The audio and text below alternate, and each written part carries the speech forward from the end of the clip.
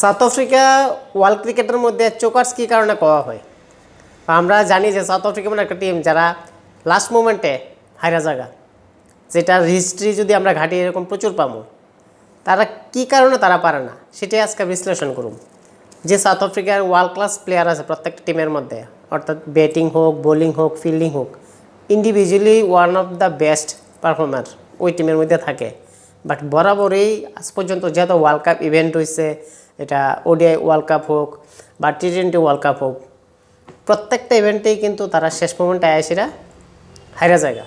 আমরা লাস্ট যেটা দেখলাম 2024 টি-20 ওয়ার্ল্ড কাপে উইনিং মুভমেন্ট থেকে লুজিং মুভমেন্টে তারা শিফট হয়ে গেছে।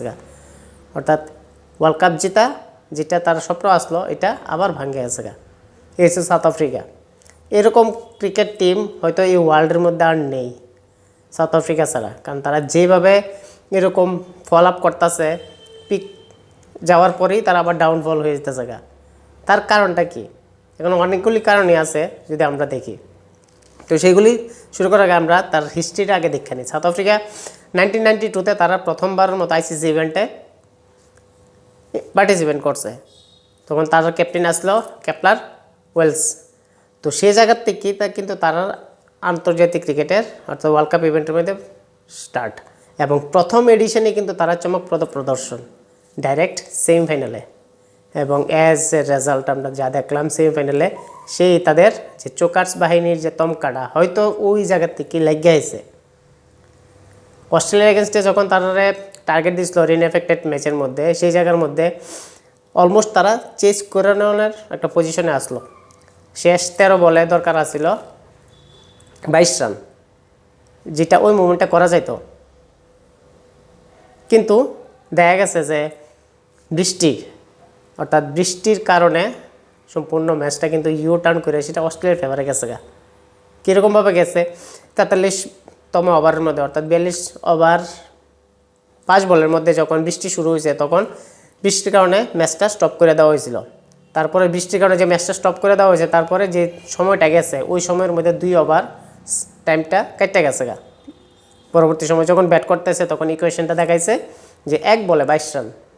ওভার তো কমে আছে বাট রান কিন্তু কমছে না, এবং সেই জায়গাতেই কিন্তু তাদের প্রথম যে ধাক্কাটা আইসিসি ইভেন্টের এটা খেলেছে।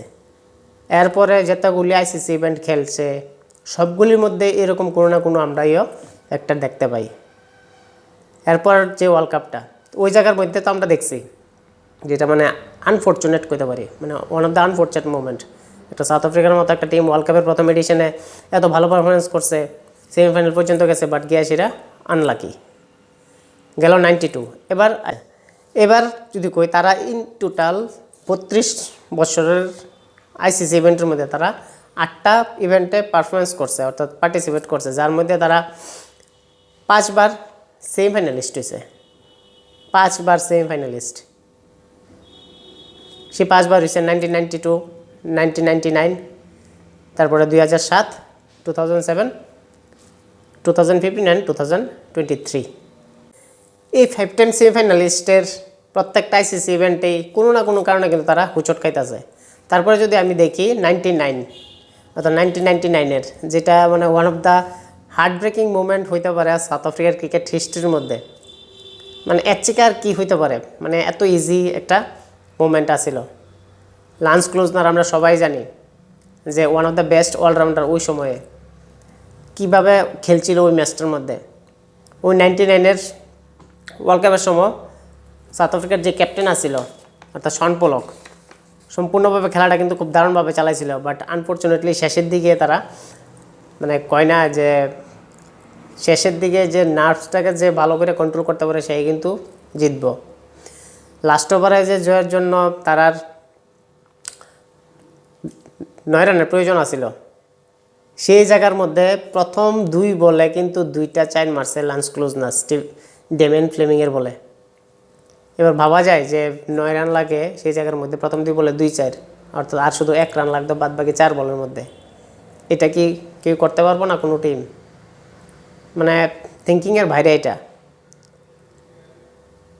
99% সাউথ আফ্রিকার কাছে গেমটা আসছিল, বাট 1% আসছিল না।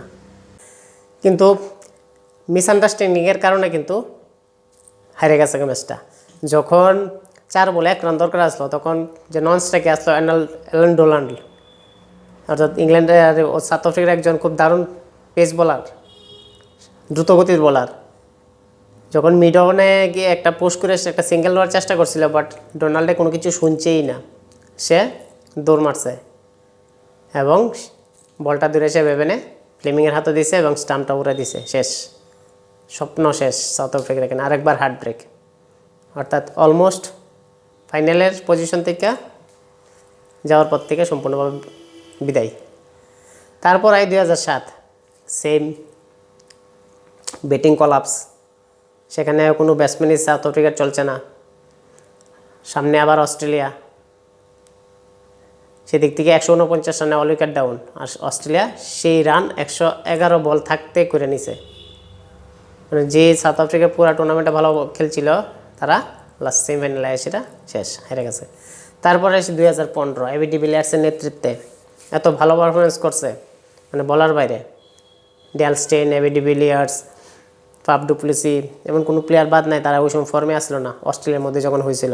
কিন্তু সেই জায়গার মধ্যে তারা নিউজিল্যান্ডের সঙ্গে যখন সেমিফাইনালটা হয়েছে, সেই জায়গার মধ্যে গ্র্যান্ট এলিয়ট যখন 6 বলে 12 রান লাগতো, 6 বলে 12 রান, এবং বলার হিসেবে Dale Steyn, one of the best bowler in world cricket, pace, swing, bounce, মানে কোন বল তার কাছে নেই।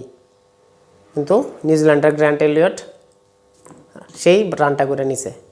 এটা ভাবা যায় যে একটা স্টেইনের মতো একটা বলার লাস্ট ওভারে 12 রান পর্যন্ত কনসিড করে দিব। অন্য বোলার হইলে হয়তো এটা দিত না। যে জায়গার মধ্যে ডেমেন ফ্লেমিং আমরা দেখলাম যে 9 রান ডিফেন্ড করে লাইছে, 2 বলে 2-4 খেয়ে সেটাও অস্ট্রেলিয়ার, সেই জায়গার মধ্যে স্টেইনে পারলো না।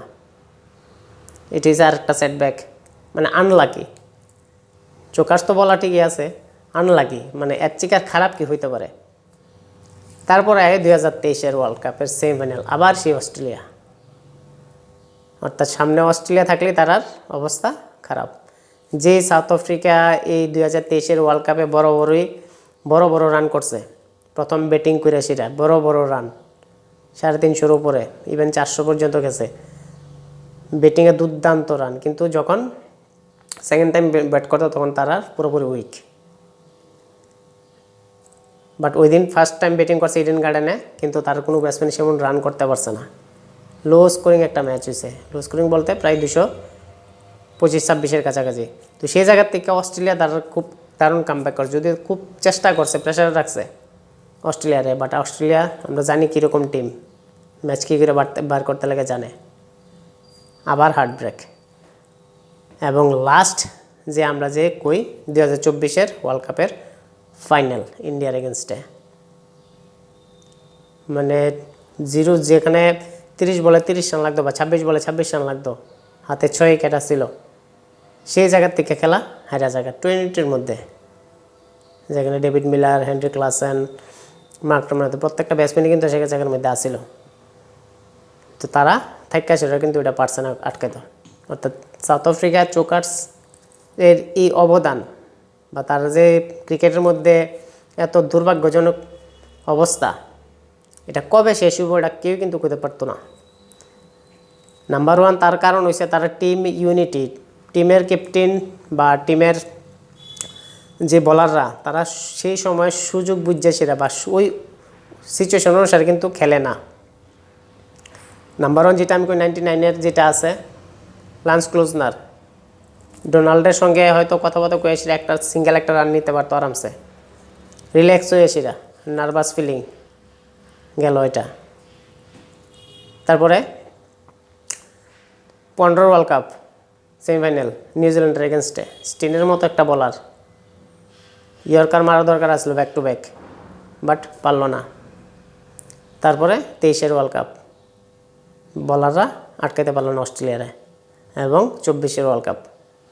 সেদিক থেকে ওভারঅল যদি আমরা দেখি, সাউথ আফ্রিকার এই কারণগুলি কিন্তু মেন। তাছাড়া তারা একটা আমরা কারণ কইতাছি যে কৃষ্ণাঙ্গ এবং শ্বেতাঙ্গ, তারা যে দুইটা যে কাস্ট আছে বা দুইটা যে সম্প্রদায় আছে, সেখানে কিন্তু একটা রেশিও থাকে টিমের মধ্যে, 3 জন কৃষ্ণাঙ্গ, বাদ বাকি প্লেয়ার শ্বেতাঙ্গ হইব। তো সেই জায়গার মধ্যে কিন্তু একটা এক্স ফ্যাক্টর হতে পারে, যে জায়গার মধ্যে একটা শ্বেতাঙ্গ প্লেয়ার এক্সট্রা একটা নিতে পারতো বা একটা কৃষ্ণাঙ্গরে প্লেয়ারে একটা এক্সট্রা অ্যাডভান্টেজ হিসেবে খেলাতে পারতো এই রেস সিস্টেমটা যদি না থাকতো। কেননা পারফরমেন্সের উপর বা তাদের ফর্মের উপরে কিন্তু অনেক কিছু ডিপেন্ড করে, বাট দেখা যায় তার এই একটা অবস্থার কারণে কিন্তু তারা সেই মতো টিম চুজ করতে পারে না বা প্লেয়ার নিতে পারে না, কারণ তার রেস সিস্টেমটা যেরকমভাবে আছে যেখানে অনেক কিছু কিন্তু হইতাছে। তাছাড়া ক্রিকেট বোর্ডের মধ্যে এরকম অনেক কিছু আভ্যন্তরীণ চলতেছে পলিটিক্স। এত ভালো প্লেয়ার এত ভালো এক্সপিরিয়েন্স থাকার পরে কিন্তু তারা আলটিমেটলি ফেলিওর।